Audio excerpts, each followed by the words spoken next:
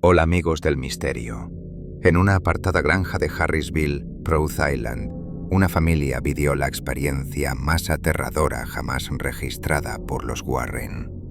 Lo que comenzó como susurros en la oscuridad pronto se convirtió en una pesadilla que desató fuerzas demoníacas imposibles de explicar.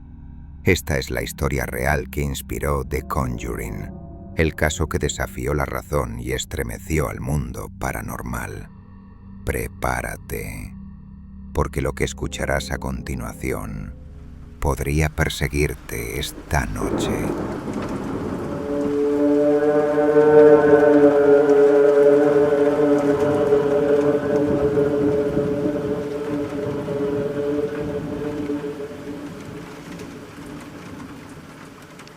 Tres y 7 minutos. Estos acordes, esta sintonía nos conducen a una nueva historia. La historia de un matrimonio que se dedica, más que a la parapsicología, a investigar en casas encantadas. Y evidentemente, Estados Unidos, y más en los 70, hoy también, pero más en los 70, era un territorio preñado de casas supuestamente infestadas.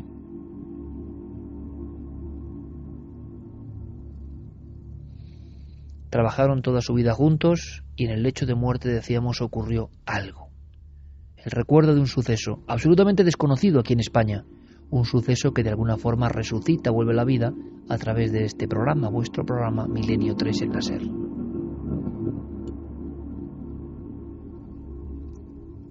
La escena con detalle. Por favor, no olvides este caso. Una y otra vez, casi como último mensaje. Sí, lo que Ed Warren le decía a su esposa, que había investigado junto a él más de 400 casos en profundidad, de más de unos 1000 que le habían llegado y que ellos guardaban en su archivo. Pero había un caso entre todos ellos que, de salir a la luz, podría suponer un auténtico borrón dentro de su expediente, porque, según ellos, según las creencias de los Warren, aquella noche, en la investigación de este caso, despertaron algo que permanecía dormido en aquel terreno.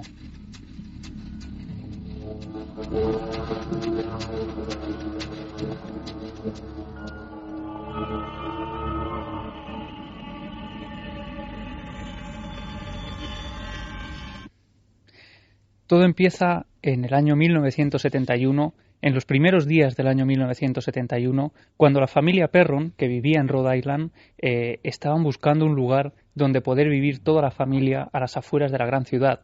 Y poco a poco, después de unos meses de larga búsqueda, llegan a un lugar, a una antigua granja en el centro del bosque, de un lugar, de un pequeño pueblo de ese lugar, de Rhode Island, donde creen que han encontrado su hogar.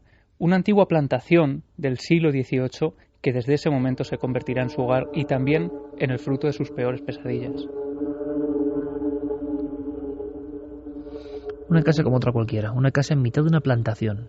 Sí, ocurre en el pequeño pueblo de Harrisville, a las afueras de la ciudad, en mitad del bosque, cerca de un arroyo que de alguna forma se convertiría también en el lugar de ocio de los niños y que aparentemente era un lugar tranquilo, un lugar normal en el que habían vivido 8 generaciones de familias que habían vivido allí y que habían dejado al final pues a las manos de esta familia. Poco a poco ellos van haciendo la mudanza, van empezando a vivir en ese lugar, van habituándose a los ruidos normales de una vieja casa de madera. Sin embargo, poco a poco van descubriendo también que hay otros ruidos que no son muy normales y que hay cosas un tanto extrañas, ¿no? Ya casi desde el primer día los niños están muy inquietos en el dormitorio, especialmente las 3 hijas, que dicen que en mitad de la noche presienten como alguna figura que parece observarlas desde la sombra del dormitorio.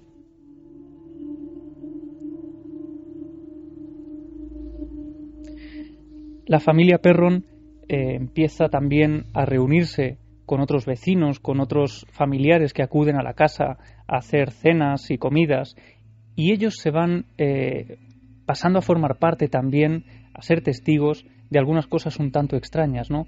Ellos dicen que a raíz de la segunda semana escuchan susurros en la parte de arriba de la casa, concretamente en la habitación donde ellos tenían el televisor. De hecho, en más de una ocasión, el padre de la familia sube a esa habitación. Roger sube a la habitación pensando que está la televisión encendida porque escucha unas voces muy claras. Sin embargo, cuando llega allí, el televisor está completamente apagado.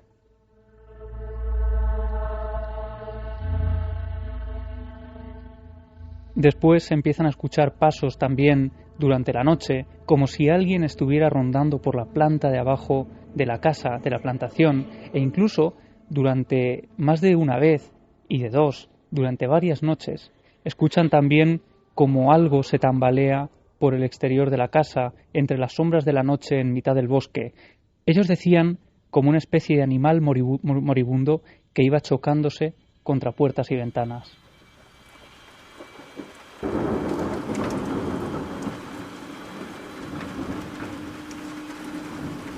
Y no solo eso, Iker, sino que en más de una ocasión llegaron a escuchar desde sus dormitorios cómo esa especie de cosa que se movía en el exterior entraba en la casa y se movía por la planta de abajo. Cuando bajaban, creyendo que se había colado alguien, aquello estaba en completa soledad.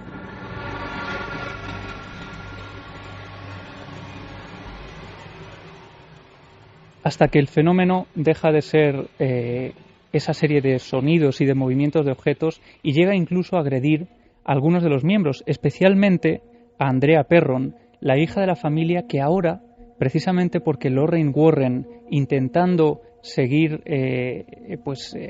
cumplir las últimas voluntades de su marido, le decía a esta mujer, Andrea, que por favor sacara a la luz todo esto. Ella lo ha hecho desde 2006 hasta ahora, ha publicado 3 libros, 3 volúmenes, más de 1500 páginas, recogiendo todos estos sucesos. Y uno de ellos, casi el primero, el detonante de los fenómenos agresivos hacia ella, ocurre durante la preparación de una cena de Acción de Gracias.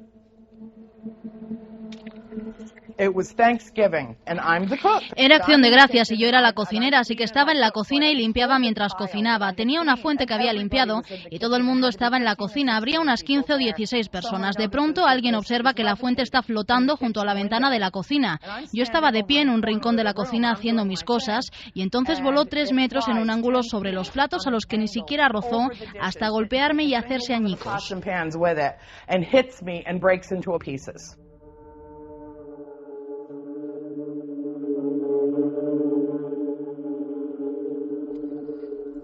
A partir de ese momento siguen los murmullos en mitad de la noche que cada vez parecen hacerse más y más audibles, una especie de gruñidos como de animal, de ese animal moribundo que decían que iba tambaleándose por el exterior de la casa, e incluso en mitad de la noche las hermanas Perron notaban cómo sus camas empezaban a vibrar lentamente como si hubiera una especie de terremoto, pero solo se movían las camas hasta acabar formando parte casi de un zarandeo que las tiraba de la cama. Y es por eso que en más de una ocasión Andrea Perron tuvo que recibir en su casa, en su dormitorio, mejor dicho, en su propia cama, a sus hermanas que, atemorizadas por los ruidos y por esos movimientos, tenían que ir allí para intentar calmarse. Vamos a escuchar a Andrea Perron contándonos cómo eran algunos de estos momentos. Teníamos un teléfono justo ahí, era un modelo antiguo y al entrar aquí encontrábamos el teléfono flotando en el aire, como si estuviera suspendido, flotando en el aire. Y cuando alguien entraba en la habitación el teléfono era lanzado contra el suelo. No sé cuántas veces tuvo que cambiarlo mi padre.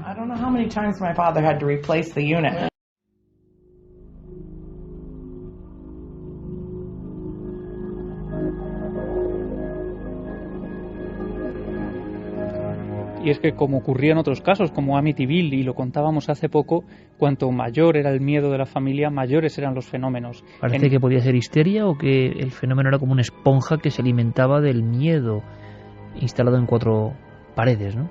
Sí, porque en esos momentos en los que las niñas se refugiaban con su hermana en el interior de su dormitorio, se lanzaba ese teléfono casi una y otra vez. Ellas lo llegaban a ver levitando en mitad del dormitorio para después ser lanzado contra el suelo.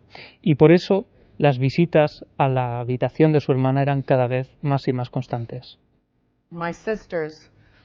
Mis hermanas venían a mi cama durante la noche, a veces llorando, otras temblando, y me decían: hay voces en mi habitación y algo está moviendo mi habitación. Hay voces y todas hablan a la vez y dicen lo mismo. Hay 7 soldados muertos enterrados tras tu pared.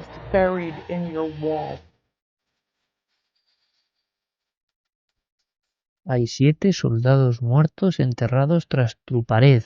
Era como un mensaje constante que se repetía y sobre todo diferentes voces daban ese mismo mensaje, esa misma letanía, esa especie de frase que por algún motivo que se nos escapa tenía que ser recordada una y otra vez por los nuevos habitantes de esa vivienda.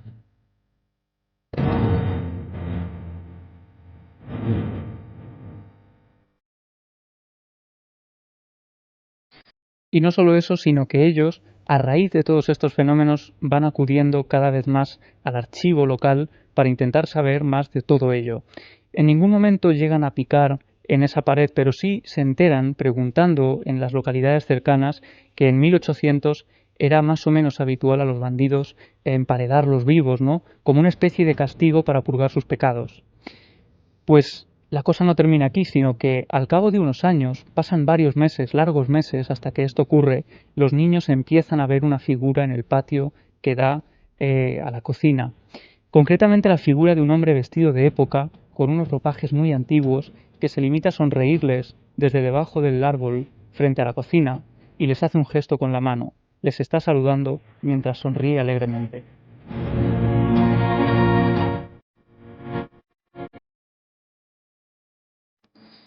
Los niños describen exactamente la misma figura, con un bigote muy particular, con un sombrero, con unos ropajes antiguos. Y cuando Roger acude al archivo para intentar indagar y saber más en las familias que han vivido en ese lugar, descubre que hay uno que sorprendentemente se asemeja a esa figura que están viendo. Al final de unas páginas con la descripción de esta persona aparece su nombre, Johnny Arnold, y la fecha de defunción, 1892. Este hombre había fallecido ahorcándose en una viga junto al granero de la casa.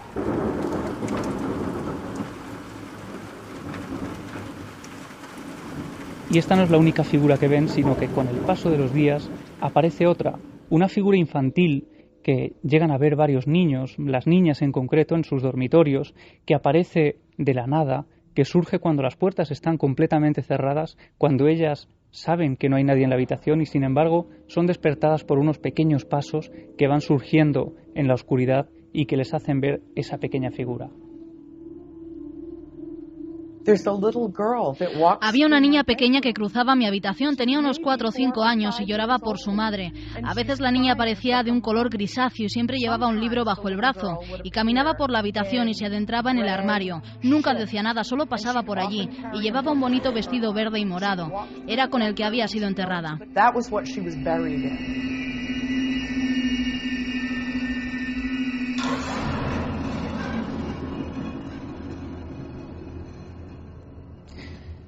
Pero la aparición más tremenda, Iker, la aparición más terrible y la que de alguna forma impulsó a esta familia a salir en busca de ayuda es la que vivió la madre de familia, Caroline Perron, cuando una noche de repente nota que algo se mueve encima de ella. Ella está durmiendo boca arriba y de pronto abre los ojos y descubre que no se puede mover, que está completamente paralizada, pero hay algo que casi le para el corazón en el pecho, y es que sobre ella, a unos 2 metros, muy pegada al techo, hay una mujer anciana, con las manos arrugadas y pegadas al pecho. Una mujer anciana con la cabeza en una extraña posición. Ella dice como si tuviera el cuello completamente torcido y describe esa cabeza, una cabeza ahuevada. Hace una comparación con un panal de abejas disecado, porque sobre esa cabeza, sobre ese rostro, no había ojos ni boca.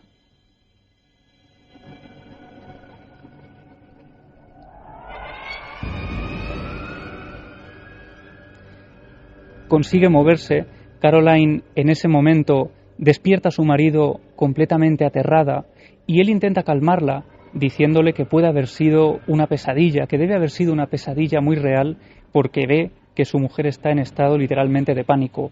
Lo que ocurre es que 2 noches después, 2 noches más tarde, la hija pequeña, Cindy, se despierta porque escucha una especie de sonido en el interior de la habitación de sus padres. Cuando abre la puerta y entra, descubre a la vieja, como la describirían, flotando sobre el cuerpo dormido de su madre.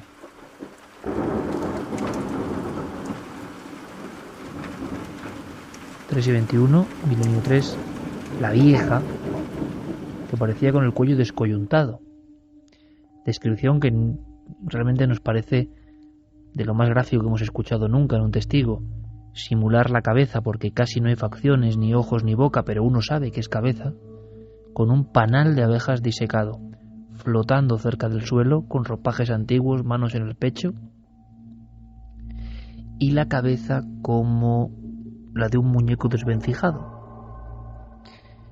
Ese es el episodio, Iker, cuando la niña a la mañana siguiente le describe esa visión a su madre, y ella, por supuesto, no le había contado nada para no atemorizarles, cuando ellas ya estaban bastante asustados por lo que estaban viviendo, pues cuando deciden salir a buscar ayuda. Y da la casualidad de que en Rhode Island están Ed y Lorraine Warren haciendo una de esas conferencias que están haciendo por todos los Estados Unidos, precisamente porque ya han saltado a la fama a raíz del caso de Amityville.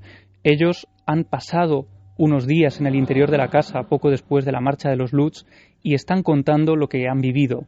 Así que ellos se acercan a una de esas charlas y en el último momento, cuando ellos están firmando algunos de sus trabajos, les piden ayuda. Les dicen que una de sus hijas está siendo agredida y que ahora la madre también está siendo visitada durante la noche por una mujer que es fruto de sus peores pesadillas.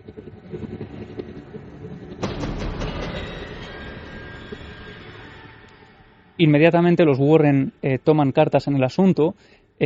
Al cabo de unas semanas se ponen de acuerdo para acudir a la casa y es allí donde llevan a cabo una sesión de espiritismo para intentar contactar con esa anciana. Y en una de las sesiones de Ouija, mientras uno de los ayudantes va tomando nota de todas las letras que el vaso va apuntando, al final, cuando éste deja de moverse, hay una frase escrita muy rápida, casi como en escritura automática sobre el folio. Yo soy Betsabé.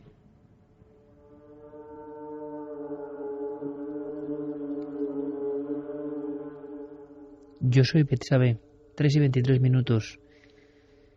Fermín Agustí, compañero, buenas noches. Buenas noches, Iker. Hablo así casi con respeto reverencial porque estoy visualizando las imágenes y me está poniendo los pelos de punta entre la música de Noel Calero, de la película Sinister, una de las bandas sonoras, o de Dark, y luego lo que está contando Javier, y estamos aquí en el estudio en penumbra, y de verdad, hacía tiempo que no sentía yo algunos efluvios, ¿no? Pero hay una breve noticia, aunque sea que dar, que siempre nos alegra, ¿no? Somos trending topic ahora mismo, Milenio 3 en Twitter. Gracias, Fermín. Un placer.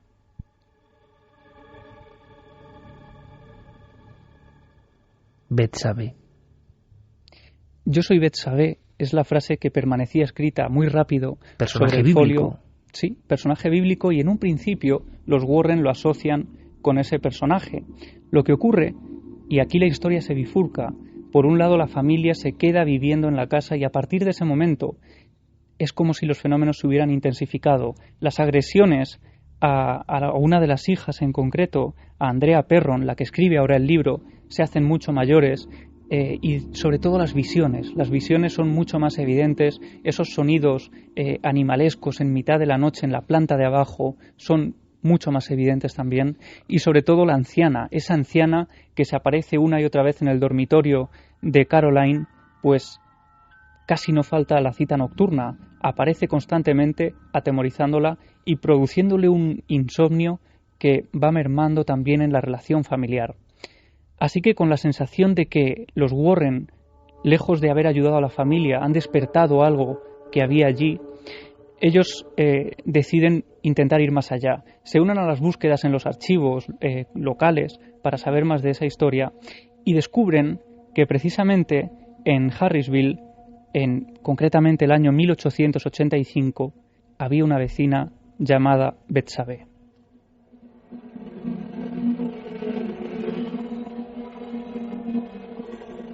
Y no era una vecina cualquiera, era una vecina acusada de brujería, precisamente porque se había quedado al cuidado de un bebé y al cabo de unos días, cuando los padres habían acudido a por el pequeño, este estaba muerto en extrañas circunstancias. De hecho, descubren un extraño orificio detrás del cuello y automáticamente todos los vecinos apuntan a Betsabé como la causante de esta muerte. De hecho, dicen que es una bruja y que ha matado al bebé como un pacto para el demonio.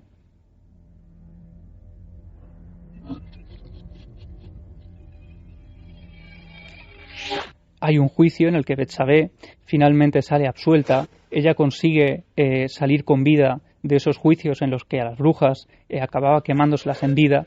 Sin embargo, esta mujer se gana la desconfianza y el desprecio de todo el pueblo. Así que acaba viviendo recluida a las afueras del lugar, acaba viviendo varios años, muere muy anciana, sola en el interior de su casa, y aunque los tribunales le habían dicho que ella no tenía culpa de nada, la mayoría de los vecinos seguía considerando que ella era una verdadera bruja.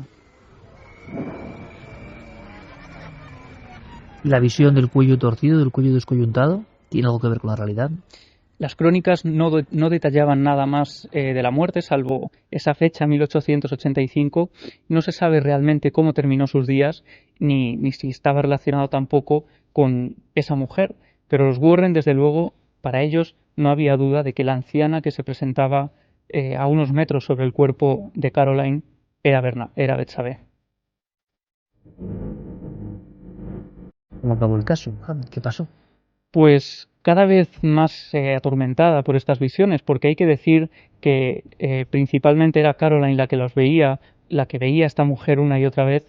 Al final tuvo que decidir porque notaba que sus días y que su vida se iba apagando en esa casa. Ella estaba enfermando constantemente porque notaba que el miedo que vivía allí y las noches sin dormir pues estaban acabando con su vida. Vamos a escuchar, si quieres, a Andrea Perron contándonos ese momento en el que la madre pide por favor que se marchen de esa casa. Ella me dijo, cariño, he mirado a tu padre y le he dicho, Roger, no sobreviviré a otro invierno en esta casa. Era o dejar la casa o perder a nuestra madre. Así que no había otra decisión posible.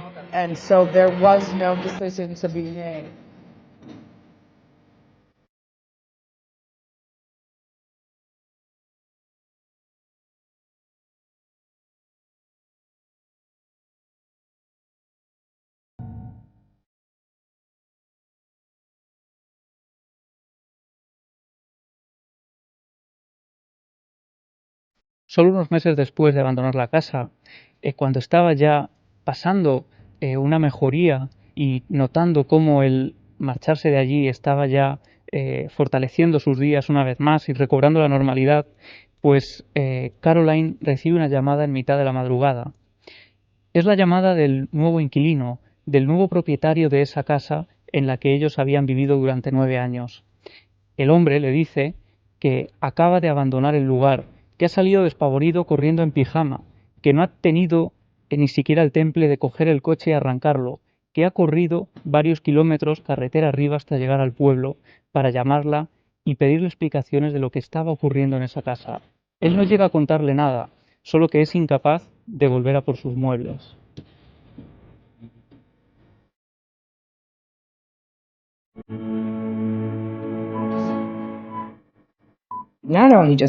No solo me ha pasado a mí, sino a mucha más gente. Lo primero que recuerdo es el sonido de pasos que escuchó mi hija. Ella escuchó pasos y creyó que había alguien ahí. Poco después de aquello, una amiga con su marido que tenían aquí su habitación estaban arriba cuando escucharon abrirse la puerta y unos pasos subiendo. Así que bajaron y no había nadie. Yo fui la última que los escuchó por mí misma. Estaba en la cocina y tampoco había nadie en casa.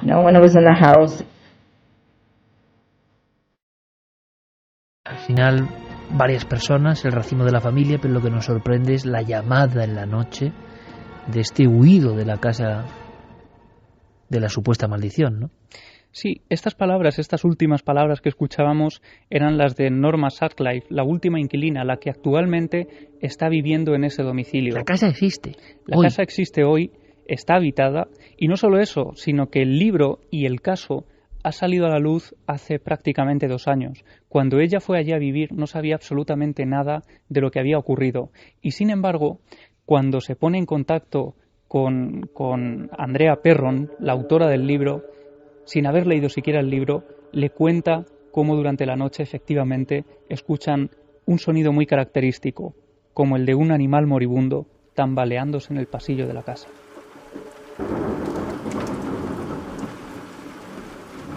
6:31 minutos. Esta es la historia. ¿Qué había pasado en esa plantación? 8 generaciones. ¿Quién era el individuo que saludaba sonriente bajo un árbol, no sé si una higuera, en mitad del patio? Es curioso, quizá no tenga nada que ver, pero ¿sabes un caso? Esto el público creo que no lo sabe. ¿Sabes un caso donde los niños de la casa, durante generaciones, en un patio interior, ven junto a un árbol un hombre con sonrisa y bigote que les saluda con ropajes antiguos y que luego se desvanece y lo dejan por escrito? Pues es un pequeño pueblo, un pequeño lugar. En los diarios aparecieron diferentes habitantes de esa pequeña casa muy humilde, que es verdad, tenía un patio que se picó, por cierto. Esa casa luego fue un número 5, calle Rodríguez Acosta, Belme de la Moraleda. 100 años antes de la aparición de las famosas caras, los antiguos inquilinos, entre ellos los niños, y por eso mandaron a una santera de Cazorla para conjurar la casa, veían un individuo vestido con chaqueo elegante, ropa antigua, que sonreía y saludaba bajo un árbol. Y le dijeron al abuelo de la persona que luego vivió el fenómeno de las caras: vámonos de esta casa, mamá, porque debajo del árbol en el patio hay un muerto. Curiosa similitud. Carmen sí sabía esto, ¿verdad? Sí sabía lo de el patio, el árbol y el muerto, ¿verdad? Sí, sí, me acordaba de esa historia. Yo no sé qué dirá nuestro público, pero desde luego es tremendo Estados Unidos. Claro, no un país, en realidad es un continente, ¿no? Prácticamente. Tan inmenso. Hemos contado muchos casos terribles, a cada cual más terrible en el aspecto del miedo. Y siempre hay uno más que te sorprende, es increíble, ¿no? Yo no sé si al público le ha pasado lo mismo. El público, el que puede escribir, porque están muertecitos de miedo la mayoría, y mejor no digo lo que piensan de Javi Pérez Campos al contar estas historias. Voy a leer algunos de los que se pueda leer, y también con Noel, que dice que con las músicas... Sí, bueno, que nos vamos van a pasar cambiando el tercio factura, poco a poco, Noel. La factura de Iberdrola dice que nos la van a pasar a Milenio 3, porque está todo el mundo con las luces encendidas. Vamos cambiando poquito a poco, suave, Noel, pero vamos cambiando el tercio. Johnny nos dice, es normal que un niño tenga este tipo de visiones. Yo cuando era pequeño vi una figura que estaba en la habitación de mis padres, sacando ropa del armario y empacando en una maleta. Tenía un pañuelo blanco en la cabeza. Me miró, sonrió y yo me fui a mi cuarto. Este amigo escribe de América, claro, empacando, ¿no? Sí. Licántropo dice, antes de comprar la casa, llamada a Milenio 3. Luego vienen las figuras, los ruidos, las líneas de teléfono por las nubes, vecinas que son brujas.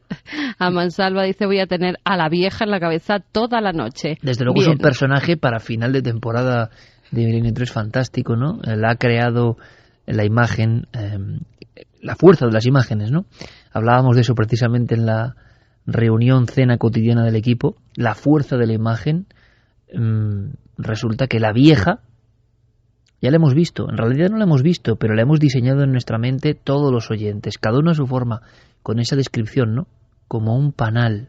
Bueno, y son cosas que, como tantas veces ocurre, la fuerza del testimonio, de la palabra en ocasiones, es muy superior al de una fotografía, un grabado, una pintura, ¿no?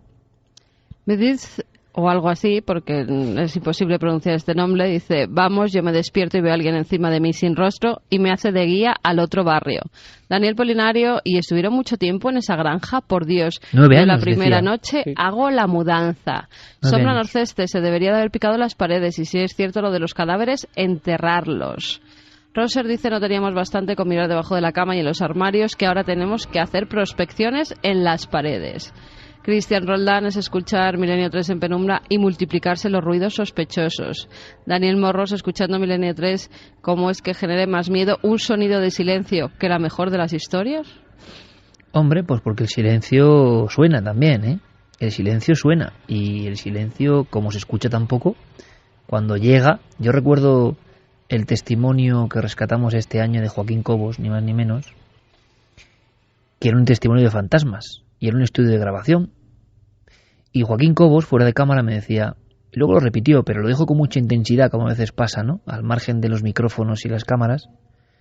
Me decía, Iker, es que tú no sabes, cuando grabábamos en aquel estudio, en la antigua carretera de Alcorcón, solos en la noche, claro, había una figura, veíamos una figura, nos rondaba una figura.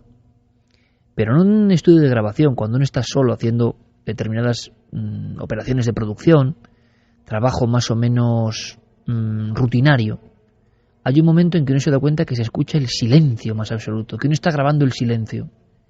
Y ese silencio puede resultar terrorífico absolutamente, cuando uno es consciente de que está en la casa, solo, grabando, porque teme que en cualquier momento aquellos aparatos, aquellas regletas, aquellas cintas de la época de Reebok, ¿no? Van a de repente emitir algo que no es esperado, ¿no? Es como cuando uno escucha las psicofonías, a veces la inquietud del sonido vacío es lo realmente, la espera, ¿no? La tensa espera. Algo que rompe la quietud es lo que nos aterra, ¿no? Entonces el silencio es un componente, tanto en los discursos, en las palabras, en lo que estamos haciendo ahora, realmente forma parte, ¿no? Del ajedrez de las emociones, claro que sí.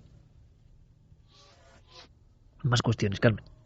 Jonathan dice, por suerte en América aún es una hora temprana, las historias de Javi Pérez Campos son increíbles. Darvos dice, despertaron algo que estaba dormido, de aquí sale un guión estupendo para una película. Bueno, esa película existe ya, ¿no, Javier? Sí, ahora justo han hecho una película que se llama Expediente Warren, que se estrenará en julio y que, bueno, pues cuenta desde luego con la aprobación de la protagonista de esta historia, con Andrea, que es una de las hijas que vivieron todo aquello. Ella ha visto la película y dice que lejos de ser una superproducción de Hollywood que bebe de muchas historias inventadas y que aumentan la realidad para dar miedo, ella dice que se ajusta muchísimo a la realidad. De todas formas, la fuerza tremenda de la descripción que conforma una imagen. Lo decíamos antes, esta misma tarde, yo leí algunas páginas de un trabajo, ya tiene unos años, Autobiografía sin vida, yo lo recomiendo, de Félix de Azúa, todo un intelectual, que se basa en las pinturas de Chauvet, en el inicio del arte rupestre, pero para hablar de la fuerza de las imágenes. Decía este autor algo que me ha sorprendido muchísimo y que creo que es verdad. Cada generación, cada X tiempo es hija de una imagen, de un grupo de imágenes. Cuando pasa esa generación, ni los terrores, ni las fascinaciones, ni los amores, ni los desamores son los mismos. Las imágenes del mundo de nuestros padres son unas muy concretas. A veces son imágenes de la pantalla en televisión en blanco y negro, de determinadas portadas de periódico, de determinados regímenes, de determinadas cosas que ocurrían, ¿no? Y nosotros las vemos y no podemos sentir lo mismo. Nosotros somos hijos, concretamente yo nacido en el 73, de un grupo de imágenes. De verdad que esa es nuestra patria más profunda, mucho más que otras, las imágenes, lo que nos conforma. Bien, las historias de terror no pueden ser las mismas en unas personas que vivieran en esas plantaciones, en aquel tiempo o ahora, ¿no? Es decir, sin embargo hay algunas imágenes, solo algunas, cuya fuerza trasciende, se convierte en transgeneracional. Esta vieja da un miedo intenso en el siglo XIX, sigue dándonos un miedo intenso, aunque nuestro mundo exterior sea completamente distinto. En el mundo de la informática, de los dígitos, de la información al minuto, del 4G, 3G, no sé qué, en la noche, con silencios y músicas, uno habla de la vieja, que es una imagen decimonónica, y sigue produciendo el mismo espanto, ¿no? O sea, hay algunas que tienen una fuerza que trascienda el tiempo, y otras que son hijas de sus épocas, y que no las entiende el siguiente grupo generacional. La vieja, sin duda un personaje, ¿no? Yo creo que nuestro público ya ha bautizado otro de los emblemas de milenio, ¿no?, de este 2013. Un personaje que podía ser digno de novela, como una novela que es la que también traemos Iker, en un sorteo. Un transatlántico a la deriva, un enigma oculto durante más de 70 años, un barco lleno de misterios, de acontecimientos también misteriosos y nadie a bordo.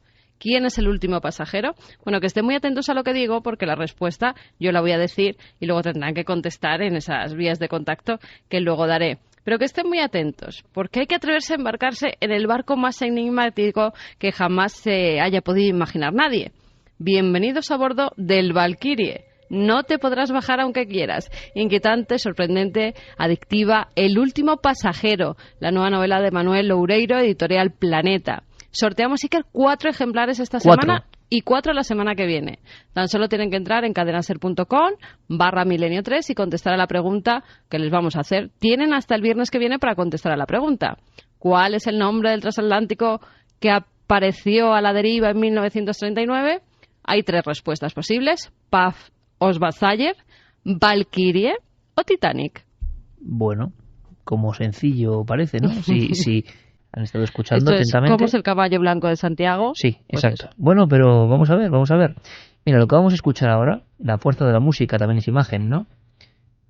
Esto por los pelos de punta. Yo recuerdo a un buen amigo corresponsal en las tierras soviéticas que cuando le pusimos esto, casi lloraba el hombre, ¿eh? Casi lloraba. Estuvo muchos años en F, en el viejo mundo tras el muro, Y un día aquí en el estudio le pusimos esto, que es del genio Jean-Michel Jarre, y claro, me mostraba el antebrazo, los pelos de punta. Muri, Jean-Michel Jarre.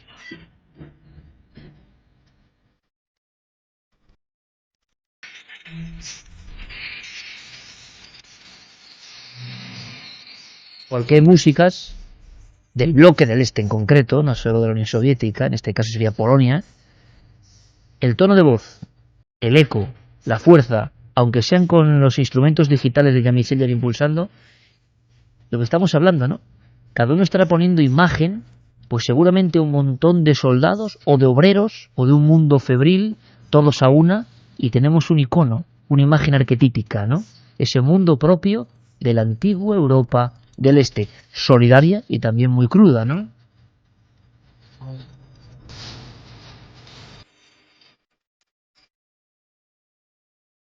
El territorio del misterio, al otro lado del muro, ovnis tras el telón de acero, astronautas perdidos, bases secretas, experimentos con seres humanos. ¿Qué no habrá pasado? ¿Y cuándo nos enteraremos de la verdad de tantos años tras el muro?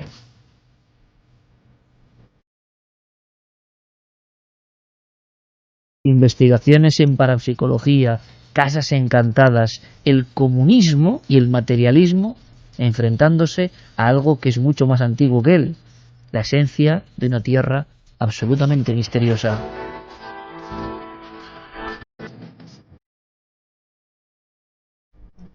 Y son acordes y voces un poco proletarias, antiguas, soviéticas, las que nos conducen hasta un misterio que todo el mundo sabía que era misterio. La muerte, ni más ni menos, del primer héroe más allá de la Tierra, del primer cosmonauta que dejó el mundo en el que vivimos. Menudo salto, ¿verdad? Yuri Gagarin. Diego Marañón, compañero, buenas noches. Buenas noches, Iker, ¿qué tal? Maravillosa música para hablar de... no de un viaje y una gloria, sino algo que estaba ya hacía tiempo en los manuales de conspiración. ¿Qué pasó? ¿Cómo murió Yuri Gagarin? Pues efectivamente es una historia que lleva coleando bastante tiempo, pero que se ha vuelto a poner de actualidad precisamente a raíz del estreno de una película que se llama Gagarin, el pionero del cosmos, que ha tardado 6 años en rodarse y que se ha dilatado bastante en el tiempo y está ahora mismo en los cines de Moscú, ¿no? Bueno, ha sido el reconocido cosmonauta ruso Alexei Leonov, antiguo amigo de Yuri Gagarin y miembro del primer grupo de cosmonautas de la Fuerza Aérea Soviética, también el primer hombre que realizó un paseo espacial, el que ha desvelado hace solo unos días la que, según él, fue la verdadera causa de la muerte de este hombre, del mítico Yuri Gagarin. Leonov tiene 79 años hoy, Iker, y ya lleva bastante tiempo. Incluso en 2004 él escribió un libro junto a otro astronauta donde ya exponía esta teoría. Él nunca ha estado conforme con la teoría oficial de la muerte de Gagarin. ¿Qué es cuál? La verdad es que en aquel momento, en el momento en el que se formó la comisión para investigarla, se dijeron varias cosas. Se apuntó, fíjate, se especuló desde incluso un posible suicidio, un choque con algún objeto desconocido, un sabotaje ordenado desde las altas esferas soviéticas.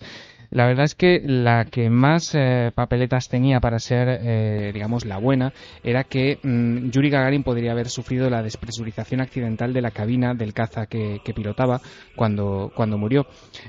Murió él y otro piloto amigo. Ahora lo que nos ha dicho este hombre, Alexei Leonov, es que Yuri Gagarin, este mítico cosmonauta, parece ser que pudo perder el control del caza que pilotaba por culpa de la turbulencia de la estela de otra aeronave. Un avión que podría haber volado demasiado cerca, mucho más cerca de lo recomendable, y que pudo haber sido, el causante de ese terrible accidente que provocó que el caza que pilotaba se incrustase 6 metros Iker bajo tierra mientras descendía en picado.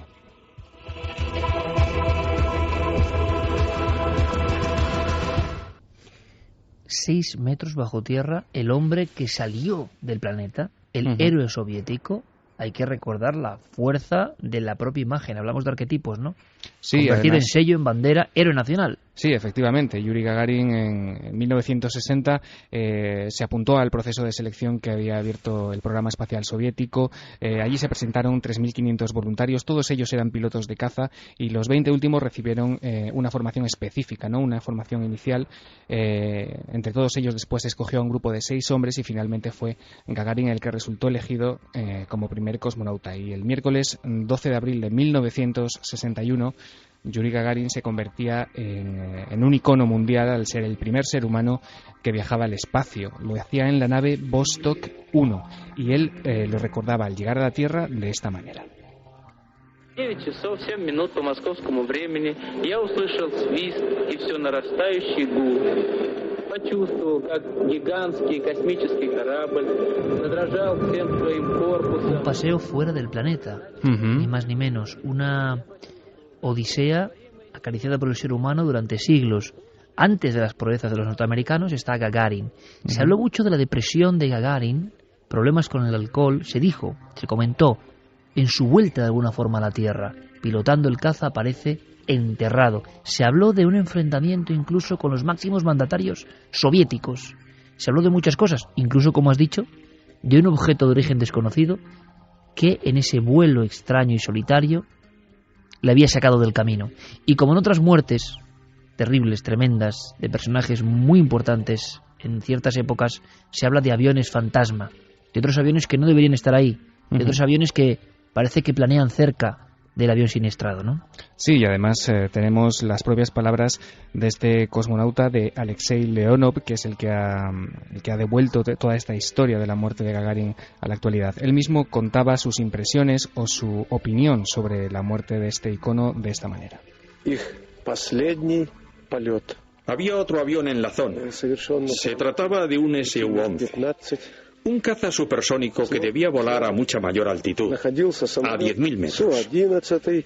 Este avión provocó la situación que los hizo entrar en barrenas. 20 años después, solicité algunos de los documentos que yo había redactado como miembro de la comisión de investigación. Y no estaban escritos de mi puño y letra. Alguien había reescrito mis informes.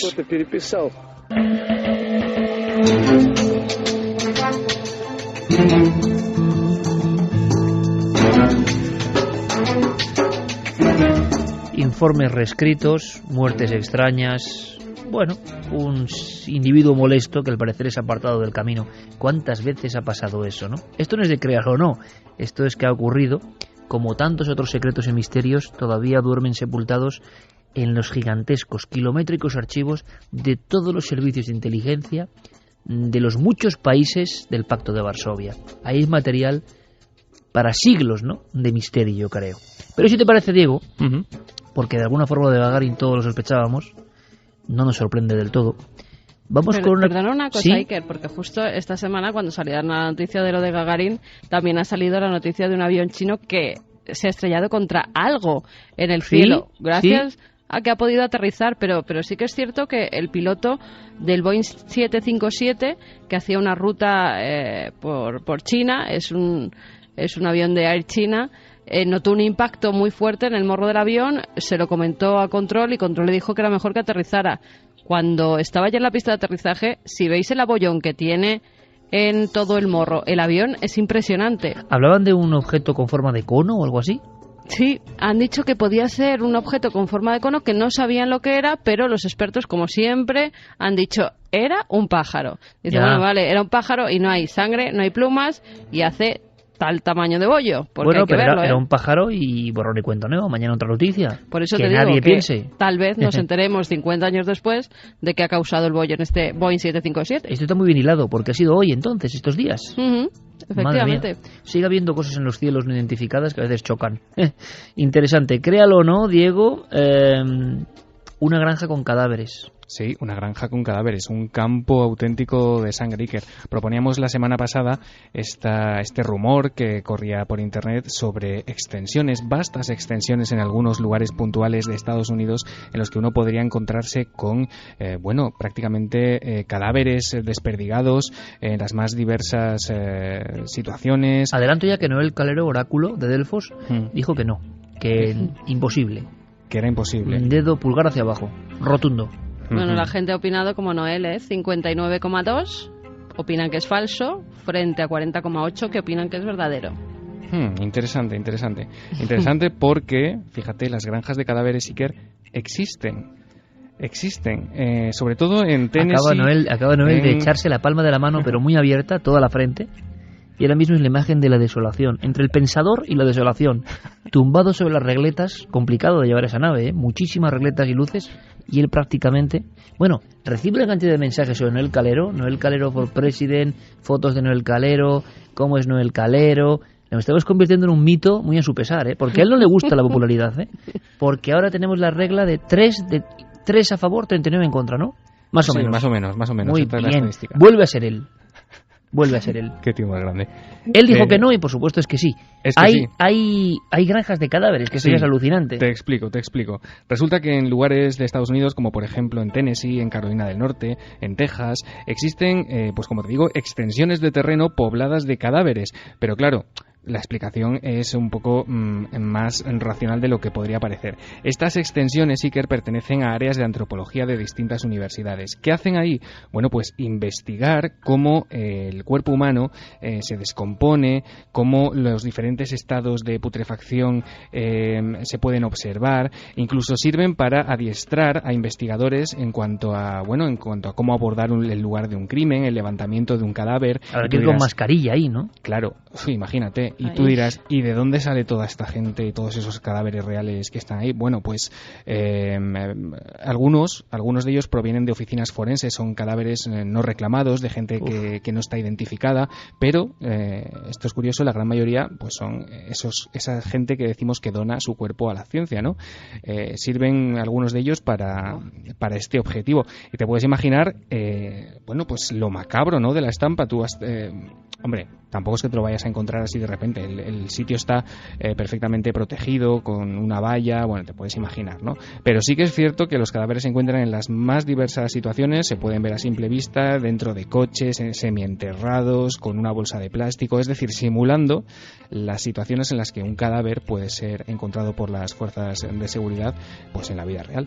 No sé, Diego, pero es que están al lado de un aparcamiento de coches, o sea que tampoco es que estén muy vallados, Bueno, pues como decíamos, tú vas de excursión con tu mochila y de repente te encuentras en el panorama. Oye, créalo o no, en este caso, nuestro sabio público ha fallado, ¿no? Porque es que de verdad era para fallar. Aquí casi culpamos a Noel, porque una granja de cadáveres tiene hasta un documento como muy sonoro, ¿no? Y muy visual. Claro, porque este tipo de temas aparecen en series de televisión, pues en CSI o, como en el caso que vamos a escuchar ahora mismo, en la serie de televisión Bones. ¿Granja de cadáveres? Hogansburg tiene una de las 3 instalaciones donde los antropólogos forenses pueden estudiar la descomposición de los cadáveres tras la muerte. A ver, ¿me estás diciendo que tienen un campo de cadáveres? Unos en el campo, otros en el agua, otros colgados, otros en el fuego. Colocan los restos en distintas condiciones y... Pues evidentemente la ficción se convierte en realidad absoluta. En titulares, siguiente desafío para Noel y para el público, claro, que es lo que importa. Y tan en titulares, es prácticamente una imagen, Iker.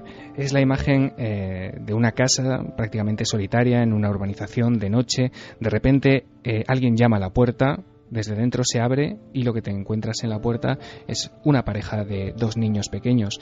Parecen querer entrar a toda costa, es como si estuviesen asustados, como si necesitasen ayuda. A veces se cuenta que quieren llamar por teléfono. La persona que abre la puerta se da cuenta de que la estampa no es habitual, de que algo parece no ir bien. Y esa impresión acaba confirmándose cuando los pequeños levantan su mirada para cruzarla con la tuya y tú te das cuenta de que sus ojos no tienen iris, sus ojos no tienen vida, no tienen alma, están completamente negros. Se dice que estos niños han aparecido en muchos lugares del mundo, en las más diversas situaciones, y que las personas que se encuentran con ellos en la puerta de sus casas jamás vuelven a ser los mismos. Pero estamos, como siempre, ante un mito urbano del siglo XXI o quizá ante algo más real de lo que pudiera parecer.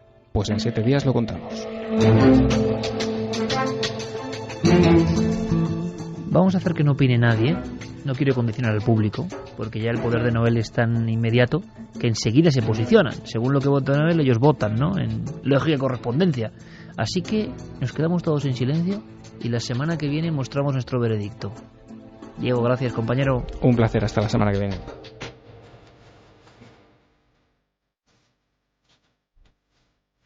Los niños sin iris.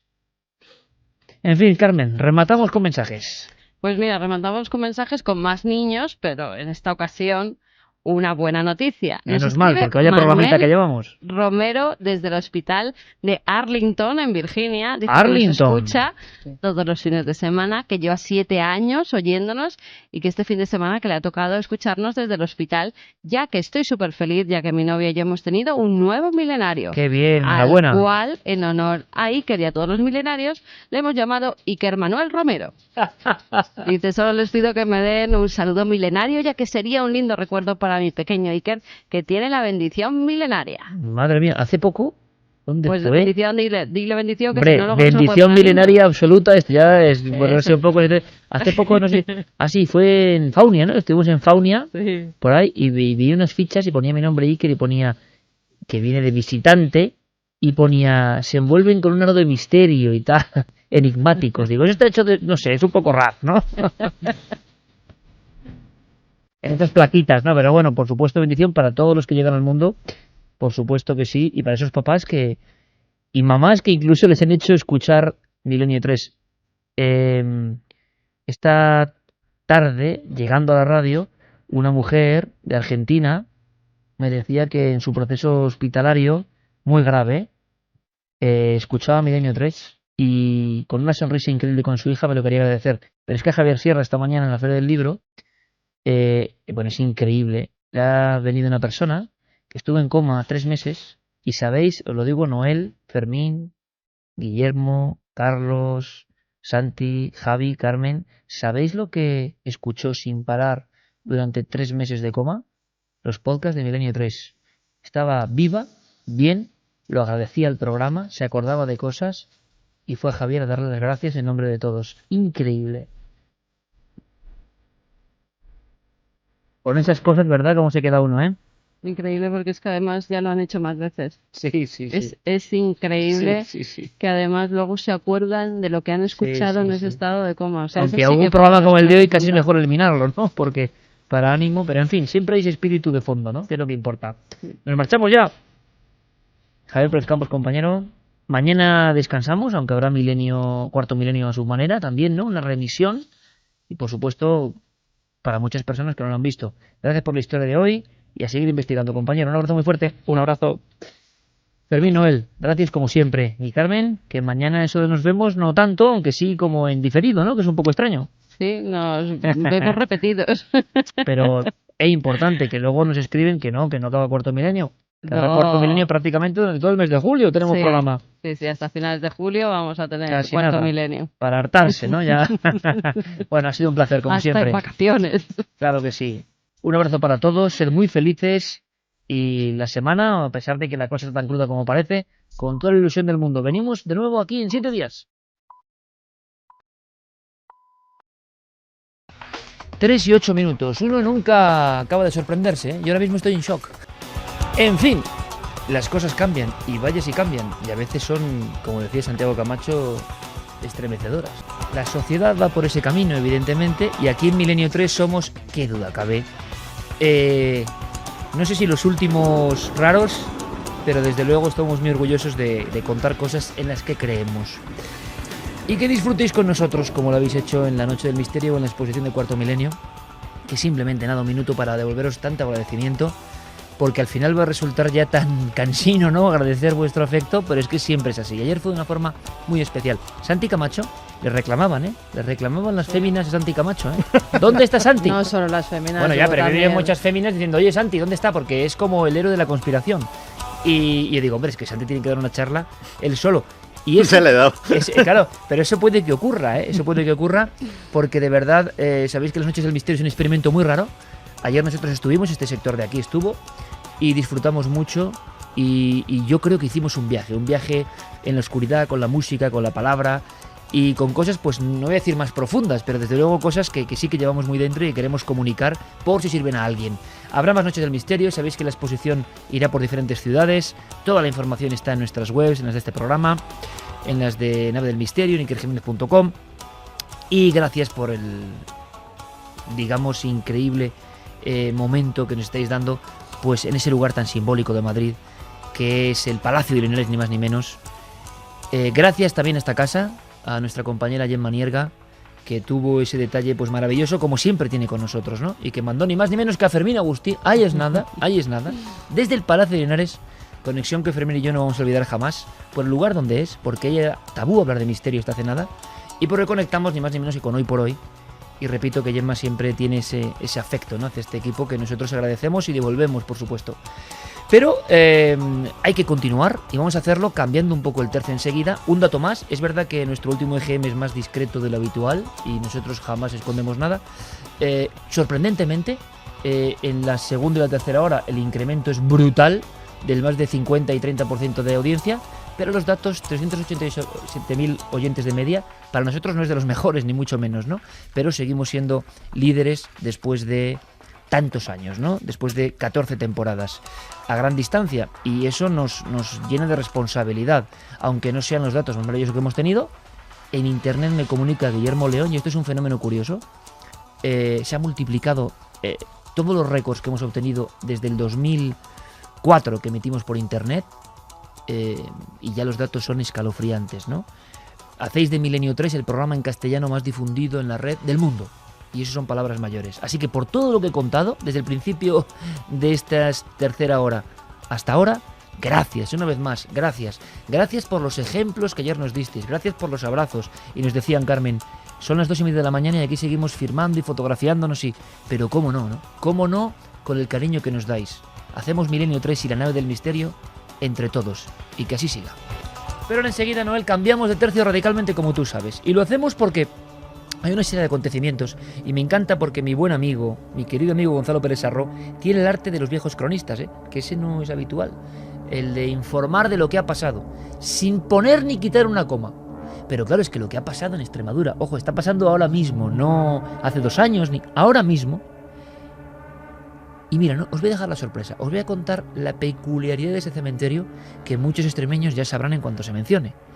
Que es una casualidad, de acuerdo, aunque no creéis en ella hace tiempo, pero a mí me parece singular, simplemente. Es posible que sea una cuestión de pura negligencia, lo que va a contar Gonzalo, y que no tenga nada de misterio. Pero desde luego en Extremadura, la Guardia Civil y la buena gente de algunos pueblos han vivido y siguen viviendo en una especie de sensación de angustia, porque lo que estamos hablando toca a sus muertos, y no son simples profanaciones, ojo, no es entrar en un cementerio, romper, no.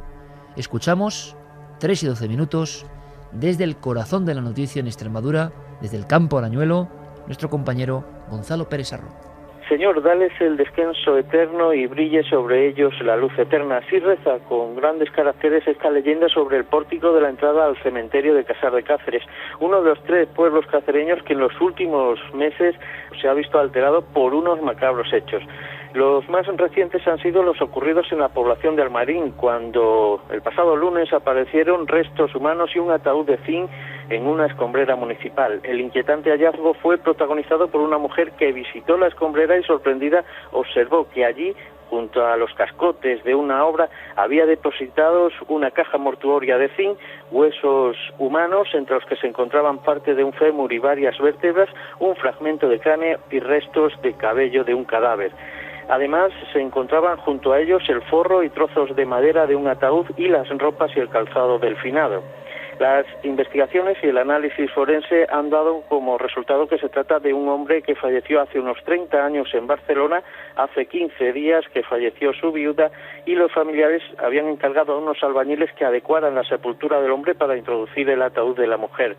Los operarios no lo debieron de hacer con la meticulosidad suficiente, y tras reunir los restos del hombre y depositarlos en una bolsa junto a la nueva caja de su esposa, arrojaron a un vertedero municipal lo que pensaron que eran escombros y ropas. Pero aquel no era el lugar idóneo para deshacerse de los restos, ya que para ello existe una zona específica en el Campo Santo, ni con lo que los albañiles habían llenado el ataúd de zinc eran simples cascotes. Sin embargo, esa explicación dada por la comandancia de la Guardia Civil de Cáceres no le ha servido de tranquilidad ni al propio cuerpo de la Benemérita, sabiendo que durante los últimos 3 meses han sido varios los cementerios que han sufrido este tipo de hechos macabros. El primero de los casos se dio a finales del mes de febrero en Casar de Cáceres, cuando se detectó que en el vertedero de la población, situado a 3 kilómetros del Camposanto, en un lugar en el que existe un cartel que advierte sobre la prohibición de tirar animales muertos bajo el riesgo de ser multados, había sido arrojada gran cantidad de restos humanos. Hasta un total de 20 bolsas con diversos tipos de restos orgánicos de cadáveres fueron reunidos por la Guardia Civil y un grupo de forenses. Según las investigaciones, los huesos pertenecen al cementerio de Casar y todo apunta a que el responsable de este hecho presuntamente ha sido el sepulturero del cementerio de esta población. Pero este no fue el único hallazgo recogido en Casar de Cáceres. A los pocos días de esta noticia, la Guardia Civil, en un rastreo realizado en la parcela que está situado junto al cementerio y que está dedicada para el depósito de los escombros que se generan en las obras realizadas en el recinto santo, junto a ellos había restos de ataúdes y demás ornamentos fúnebres, y aparecieron nuevamente restos humanos de cadáveres en una proporción similar a los que se habían encontrado en las escombreras. Llegadas a esta situación, las autoridades están más que preocupadas, puesto que en el mes pasado hechos parecidos se han vivido en una tercera población cacereña, Hervás. Allí continúa abierta una investigación con el objetivo de esclarecer el asunto de la aparición de restos procedentes del cementerio municipal en una finca cercana. 3:16, Javi Pérez Campos y Carmen están escuchando con mucha atención y como si algo no encajase, ¿no? Cuestión de pura negligencia, no había pasado antes, 3 poblaciones extremeñas pequeñas. Yo me guardaba una sorpresa que muchos habrán identificado. Simple anécdota, pero esa tapia y ese lugar donde ha pasado todo esto es el lugar donde se descubrió al famoso extraterrestre del Casar de Cáceres. Es esa tapia en concreto donde salió ese extraterrestre tan simpático, entre comillas, o astronauta, que le hemos dado celebridad y que precisamente mucha gente va a la Expo al Palacio de Linares a hacerse estos días fotos con él, ¿no? Bueno, pues es justo ese pequeño pueblo donde empieza y por 3 veces aparecen restos humanos de personas ya, y luego, sin embargo, es que hay otras 2 poblaciones donde también hay restos humanos. No hay, al parecer, una disposición de tipo ritualístico, pero algún tipo de negligencia, ¿cuál? Y que se distribuye en pueblos. ¿Sabes lo que está pasando también? Y fíjate, cuando estuvimos en el cementerio de Madrid, haciendo una conexión desde allí, si os acordáis, hace ya algunos años nos lo contaban. Hay tumbas que se quedan vacías y que ningún familiar paga el dinero suficiente como para que se sigan manteniendo, y lo que hacen con los restos es cogerlos y se tienen que meter en una fosa común normalmente. Claro, o en disposiciones en el Camposanto, y lo saben los sepultureros, pero ¿y que pasen 3 cementerios a la vez? Ya, pero si fuera parte de un ritual tendría que haber otros elementos. Además, si fueran las mismas personas los que han desenterrado esos huesos, tendrían un modus operandi bastante similar. En este caso parece que al enterrar una mujer, los huesos del marido pues a lo mejor no cabían del todo bien, y los familiares, si no estaban allí en ese momento cuando la estaban... No lo sé, a mí no me suena a ritual, me suena a que ahora sí que están más pendientes los familiares por si acaso los restos de sus seres queridos también están siendo profanados de alguna forma, y entonces se encuentran más. Yo creo que esto siempre se ha hecho y que de vez en cuando se da una noticia de que alguien ha desenterrado los huesos de tumbas que ya no va a visitar nadie en muchas de las ocasiones y los tiran en cualquier lado. Bueno, y habría que ver también, porque en algunos pueblecitos los cementerios, en ocasiones los sepultureros tienen competencia sobre diferentes camposantos. Entonces aquí habría que ver también si el encargado es el mismo que regenta o que lleva esos 3 cementerios, si hay alguien que tenga algo en común con esos 3 pueblos diferentes, porque eso sería una pista interesante. De todas formas, que macabro, ¿no? Sí. O sea, la foto, y no me extraña que la buena gente extremeña esté como un poco asustada, porque han ido apareciendo restos y no saben qué pasa. Y además con estos temas, y tú lo sabes bien, Javi, por algunos sucesos recientes que has cubierto, no muy lejos de allí, con satanismo, con pintadas con sangre, que luego resulta que era sangre, el silencio, el manto del silencio, por si hay implicados en las familias de la pero zona. aquí no parece que sea eso, Pero, no hay pintadas, claro, ni no hay nada, velas, ni hay animales muertos. Aquí lo que parece es una especie como de mal trabajo, ¿no? Sí. Mala praxis, vamos a llamarlo así, ¿no? Alguien que lo ha hecho mal y ha provocado, que le interesa, un miedo social, porque la gente no sabe lo que pasa. O luego cabreo brutal, porque el ayuntamiento ha dejado unos meses de pagarle, y entonces forma de vengarse... Estoy poniendo hipótesis sí, que han ocurrido en alguna ocasión. ocasión. Diciendo que sean en este caso. Vamos con otra historia macabra, pero ocurre en una casa. ¿Y qué es noticia, Javi? ¿Por qué? ¿Por qué la recuperamos? ¿Por qué hay película? Claro, lo que ha ocurrido es que después del éxito de Expediente Warren, donde se recuperaba una historia real que ya tocamos en el programa, investigada por los Warren, ese matrimonio de investigadores de lo paranormal en Estados Unidos, pues había mucho interés en saber cuál iba a ser el nuevo caso que iba a tocar la segunda película. Ya estaba confirmado que habría una secuela, puesto que la primera había tenido un gran éxito, y hace solo unos días James Wan, el director de la primera película, publicó una fotografía en Twitter que volvió a despertar a los viejos fantasmas que durante mucho tiempo habían permanecido dormidos y que incluso fuera de Londres era un caso muy desconocido. Esa foto lo único que decía era "Bienvenido al barrio de Londres de Enfield". Y despertaba así una historia que los Warren investigaron en su día, que además se ha dado la casualidad de que en solo 2 semanas se estrenará también en la televisión británica una serie de 3 episodios sobre este caso, y que en su día, cuando a Ed Warren le preguntaron, bueno, el caso Enfield podría ser equiparable a Amityville, podría ser el Amityville británico, él esbozó una especie de mueca y dijo: lo cierto es que el caso Enfield hace parecer a Amityville un juego de niños, porque los Lutz pudieron mudarse después de 28 días de horror, pero en este caso la familia, que no tenía recursos, tuvo que vivir 3 años de pesadilla. Venga, pues en un tiempo casi como en titulares, como tú sabes, Javi, demos a nuestro público la ficha de ese caso Enfield, que realmente es desconocido para incluso los investigadores. Desde luego, todo ocurre en el número 248 de Green Street. Allí, el 7 de agosto de 1977, la familia que vivía en esa casa, que era una mujer, Peggy Harper, una mujer divorciada de 40 años, con sus 4 hijos, 2 niños y 2 niñas, ese 7 de agosto del 77, Peggy estaba durmiendo tranquilamente cuando de repente le despiertan los gritos de su hija en la planta de arriba. Ella sale de la habitación, cree que alguien ha entrado en casa, que está ocurriendo algo extraño, y lo que descubre es que la niña está aterrorizada diciendo que su cama ha empezado a vibrar de forma brusca, como si unas manos invisibles estuvieran zarandeándola, y que ella no había visto a nadie. En esa habitación dormía a su lado su hermana, que decía que también había presenciado los hechos, y la madre le dice que no se preocupe, que todo puede haber sido una pesadilla, que no hay nada malo y que descansen. Todo queda ahí. Al día siguiente, a eso de las 9:30 de la noche, otra vez las niñas empiezan a gritar. Cuando la madre acude allí, lo que le dicen es que una silla se estaba moviendo sola en la habitación. Ella, creyendo que se trata de alguna pesadilla, otra vez, que están aterrorizadas por algo que les han contado, le dice: no os preocupéis, me voy a llevar esta silla a mi habitación y ya veréis cómo no va a pasar nada. Así que la mujer se lleva la silla a su dormitorio, ella se acuesta, apaga la luz, y cuando pasan unos minutos ella empieza a escuchar una especie de repiqueteo en el suelo, como si hubiera algo moviéndose en la habitación. Esos pequeños golpecitos dejan de ser más tan sutiles hasta que ella tiene que encender la luz, y lo que ve es que esa silla está bailando en el centro del dormitorio. Sin saber muy bien lo que ocurre, en ese mismo momento escucha como si algo se estuviera arrastrando en el dormitorio de los niños, que duermen también juntos. Ella va hacia allí y lo que descubre es que ellos están incorporados, erguidos en la cama, también muy asustados, y ven que hay un gran baúl que se ha movido de la pared, un baúl que pesaba mucho y que ellos habían utilizado durante la mudanza unos meses atrás.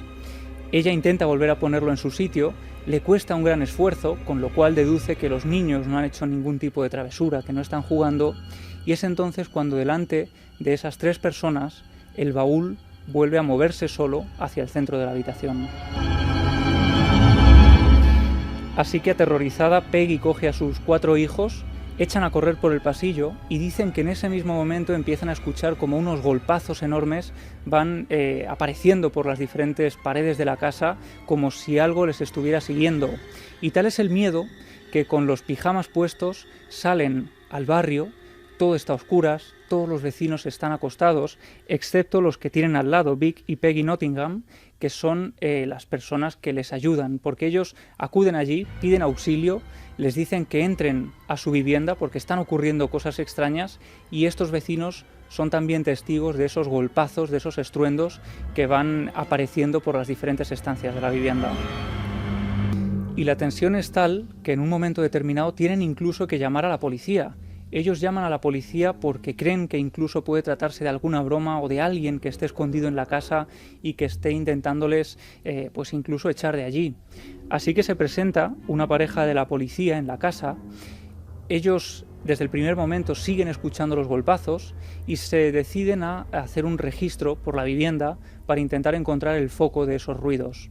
Y es entonces cuando Carolyn Hibbs entra en el dormitorio de la mujer de Peggy y descubre que esa mesa, esa silla que se había movido unas horas atrás, de pronto sale despedida por el centro de la habitación.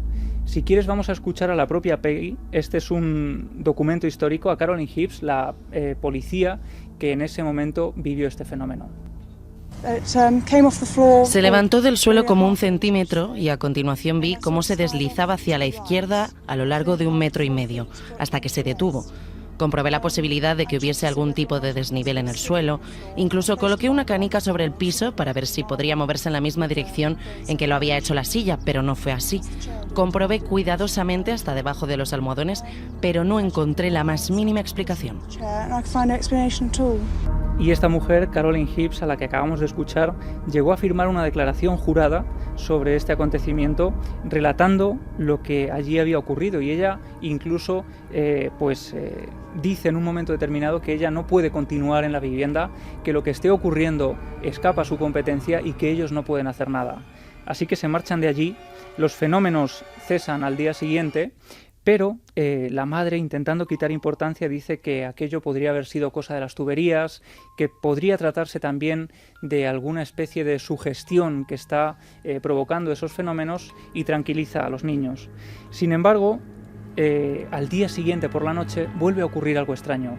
Vamos a escuchar a Janet Hodgson, la niña que en ese momento tenía 11 años y en torno a la cual ocurrían los fenómenos. Mis hermanos y yo íbamos a meternos en la cama una noche. Estábamos poniéndonos cómodos.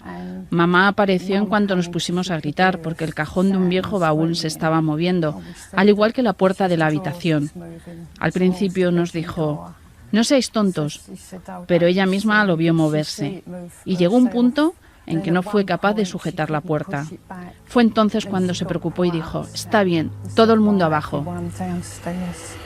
Y es que hubo un momento en el que los fenómenos se convirtieron en algo ya habitual, fueron creciendo de intensidad, decían que los juguetes volaban por las habitaciones de los niños y que incluso la familia, hay un momento en el que tienen que atrincherarse en el salón, como tantas veces hemos visto, porque aseguraban que cuando caía la noche, una sombra oscura, una materia muy densa, se adueñaba de la casa e iba apareciendo por diferentes rincones de la vivienda.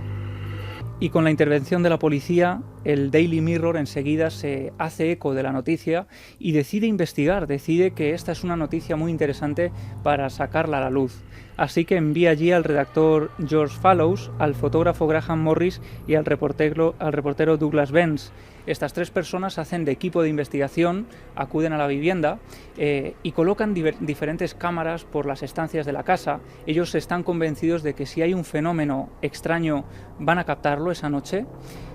Además, desde el primer momento se muestran muy escépticos, reacios a creer toda esa historia, y ellos confiesan además que durante todo el tiempo que pasan en la casa no pierden ojo de los niños. Ellos creen que alguno de los niños puede estar gastando una de esas bromas, y de hecho esa sospecha es una de las que se mantiene a lo largo de los 3 años que dura esta historia.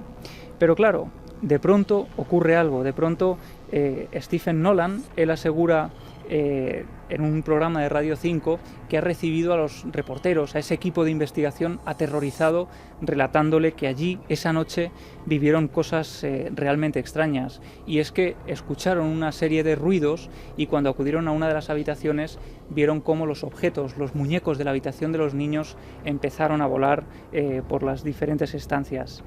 Y esto provocó que Graham Morris, un periodista reputado, una persona que era considerada seria en el mundo del periodismo, empezara a ser tomada como alguien fantasioso, como alguien que formaba parte de un fraude orquestado por la familia, y desde luego todo aquello dañó gravemente su reputación, hasta tal punto que en Radio 5, una cadena británica, él tuvo que prácticamente defenderse ante las acusaciones de los compañeros como Stephen Nolan, el presentador de este programa.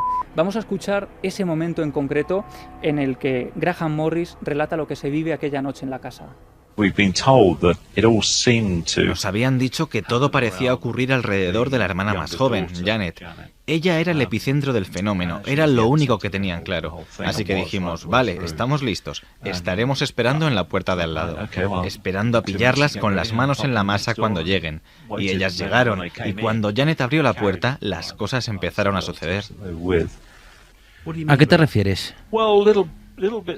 Bueno, algunas pequeñas piezas volaron, pero no hicieron nada.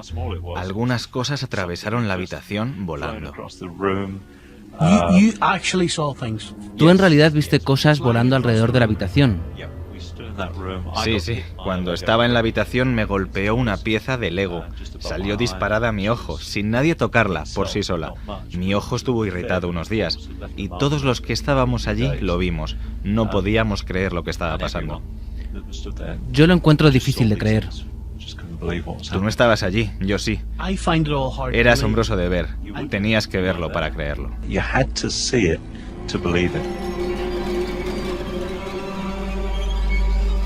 Y el propio Graham Morris, como buen escéptico que era hasta ese momento, analizó esa pieza de Lego, intentó buscar si en la habitación podría existir algún hilo o algún mecanismo que accionara ese tipo de fenómenos, pero no descubrió absolutamente nada.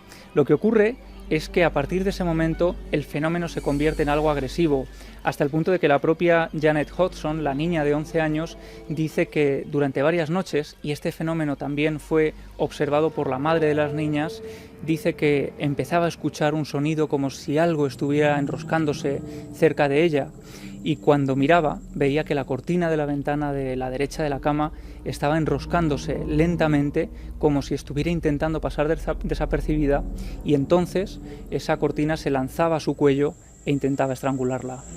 En ese momento incluso la noticia llega a la BBC, existen filmaciones de reporteros delante de la puerta de esta vivienda del 248 de Green Street haciendo crónicas para los informativos de ese canal. Y no solo eso, sino que de pronto aparece un nuevo fenómeno, y es que en medio de esa crispación, en medio de ese ambiente tan extraño, empiezan a aparecer unas voces que algunos aseguran que surgen en estancias solitarias de la vivienda, en lugares donde no hay absolutamente nadie. Dicen que es una voz profunda, una voz gutural, que parece estar dotada de cierta inteligencia, que responde incluso a las preguntas de las personas que hacen cuestionarios, ¿no?, a toda la familia que está en ese lugar, y que, como decíamos, actúa con cierta inteligencia. Incluso hay un momento en el que se cree que puede ser Janet Hodgson, la niña de la familia, la que está generando esas voces para llamar la atención. Así que allí acuden determinados expertos en distintas materias e intentan ponerla a prueba de diferentes formas. Vamos a escuchar a Janet contándonos algunos de los experimentos en los que ella participó. Podía escuchar las voces perfectamente y me sentía afortunada al pensar que venían de algún punto detrás de mí, no de dentro de mí. Llegó un punto en que pensaron que las voces eran cosa mía y me llenaron la boca de agua, pero aún así se escuchaban. Y es entonces cuando el reportero George Fallows se pone en contacto con Maurice Grosse, que él era un miembro de la Sociedad Británica para la Investigación Psíquica, que vivía también en esa zona del norte de Londres y que es considerada la mejor persona para intentar desmontar el fraude de lo que allí está ocurriendo. Lo que ocurre es que Maurice, cuando llega allí el 5 de septiembre de ese año, encuentra que no hay nada extraño, que es cierto que las niñas se encuentran en un estado como si estuvieran especialmente asustadas, y no solo es, sino que además desde ese momento él introduce la grabadora en la casa.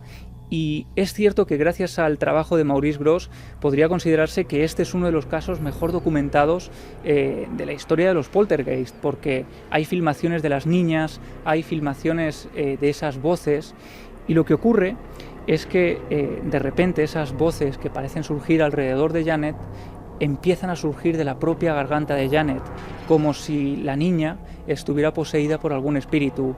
Ellos llegan a declarar que hay momentos en los que esta niña se queda como transfigurada, adquiere un rostro que no parece el suyo y entonces surgen estas voces. Si quieres, vamos a hacer un experimento. Nosotros hemos conseguido las voces originales de Janet en esa época, las voces de una niña normal de 11 años, y hemos colocado la primera mitad con esa voz y la siguiente con la voz que se transformaba, esa voz de niña, pues en una voz mucho más gutural, mucho más adulta. No solo eso, sino que la gente escuche atentamente cómo en mitad de la entrevista, del principio, se cuelan unos golpes, unos raps que eran captados habitualmente por las cámaras de los reporteros que acudían allí. December 12th. One night Mr. Grove was talking about it about 8:30. He said, all we need now is the voices to talk. And that night I went to bed. Can't remember exactly what happened.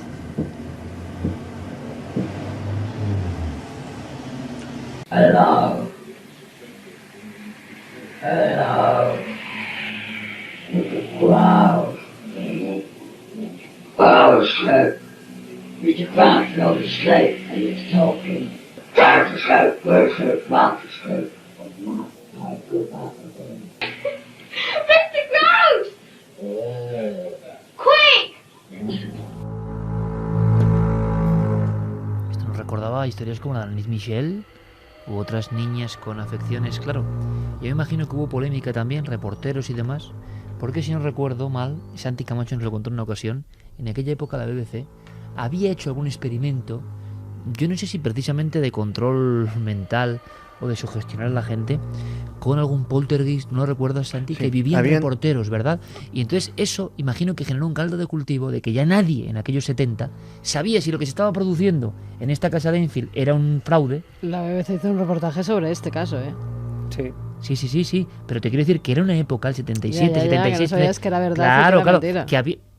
Os hablo porque tanta gente ante un caso tan extraño se puso en contra, o hubo debates, porque la BBC precisamente en esa época, simplemente doy el apunte, había hecho algún tipo de experimento raro como para generar un miedo al poltergeist, ¿recuerdas? No estoy seguro de la fecha, luego lo confirmaré, pero hicieron una especie de guerra de los mundos. Eso es, con un falso docudrama en el cual efectivamente unos presuntos reporteros de la BBC en directo estaban investigando un poltergeist en una casa y lo terrible era que ese poltergeist estaba comunicándose a través de las pantallas de televisión a diferentes partes del país.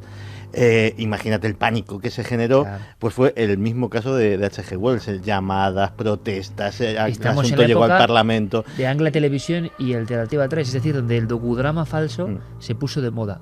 Quiere decirse que este caso, enseguida estoy seguro, estuvo visto en la propia televisión británica o por el propio pueblo como con una suspicacia especial. Había experimentos extraños y ante casos tan espectaculares, imagino que... Por eso me pregunto, quizá por eso se ensombreció, quizá por eso no viajó a España u otros lugares con mucha más fuerza ante unos casos tan extraños, ¿no? Claro, desde luego, pero en este caso además había un trasfondo que dotaba esta historia de un dramatismo muy especial, porque en uno de esos trances, Janet, con esa voz quejumbrosa que acabamos de escuchar, dijo una frase que dejó helados a todos los investigadores que estaban en la sala. Tenemos que imaginar la escena, una noche en el salón de la vivienda, toda la familia sentada alrededor de esta niña, la niña con el rostro totalmente alterado, y entonces, con esa voz que no parece suya, dice, cuando le pregunta a Maurice Grosse, ¿quién eres? ¿De quién es esta voz que está surgiendo de esta niña? Esa voz responde, justo antes de morir me quedé ciego y tuve una hemorragia, entonces me quedé dormido y morí en la silla que hay bajo las escaleras. Era precisamente la silla con la que prácticamente se habían iniciado los fenómenos, la silla que había bailado sola en la habitación de la madre. Y no solo eso, sino que cuando los medios de comunicación, y aquí tenemos algunos recortes de prensa que se publicaron en la época, contaron este dato, de pronto a Maurice Grosse le llama una persona y le dice que tiene un dato revelador que contarle. Y entonces le aporta documentación que asegura y confirma que esa persona que se ha puesto en contacto es hija del anterior propietario de la vivienda. Resulta que la persona que había vivido en esa casa, efectivamente, había muerto en una silla y esa persona tenía un nombre. Ese nombre era Bill Wilkins.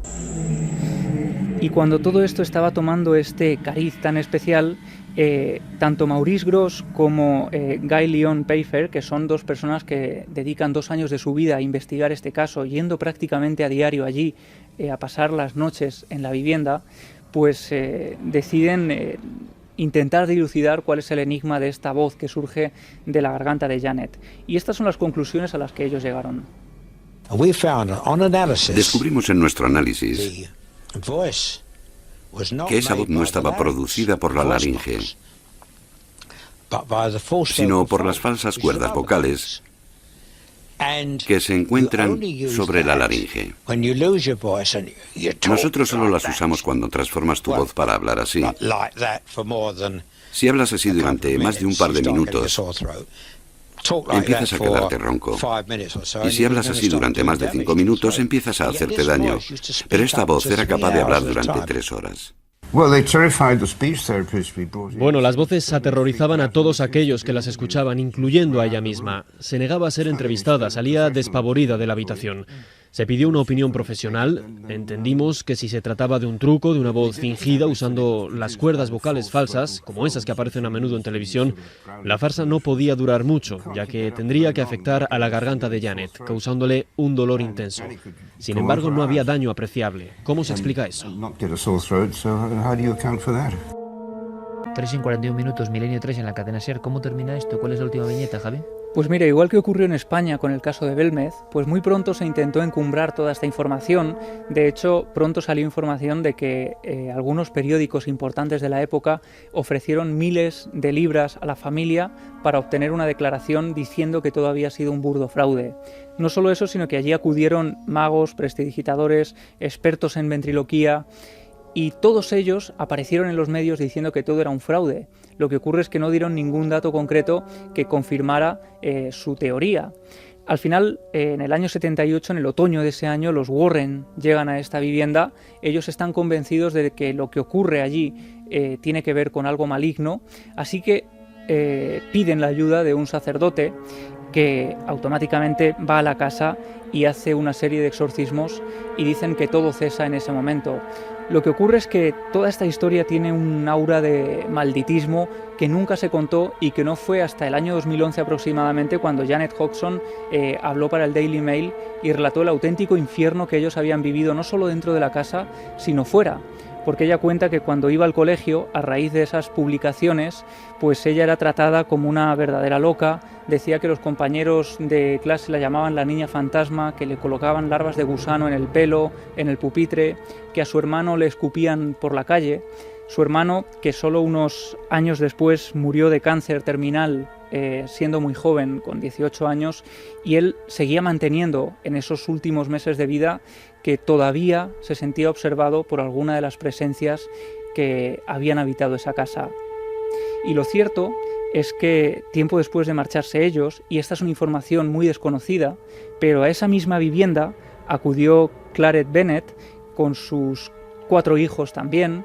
Ellos no sabían absolutamente nada de esta historia, pero a los 3 meses de estar viviendo allí tuvieron que marcharse porque decían que por la noche veían sombras que parecían estar atosigándoles y que incluso uno de sus hijos, Shaka, de 15 años, estaba aterrorizado por todas estas presencias que deambulaban por la casa. Así que una noche, sin poder aguantarlo más, ellos abandonan la vivienda, se mudan de allí y no vuelven más. Y actualmente nosotros hemos intentado localizar a Janet, lo hemos conseguido, hemos podido pedirle más información, pero lo que nos ha llegado es que ella está cansada de esta historia, que sigue teniendo pesadillas con lo que se vivió en aquella casa y que desde luego no le gusta nada la idea de que los viejos fantasmas vuelvan a ser resucitados por esta película y por esta serie.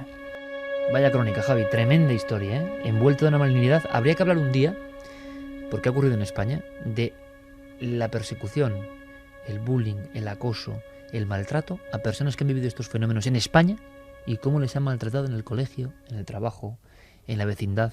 Sería un programa que nunca se ha hecho, ¿eh? Los martirizados del misterio.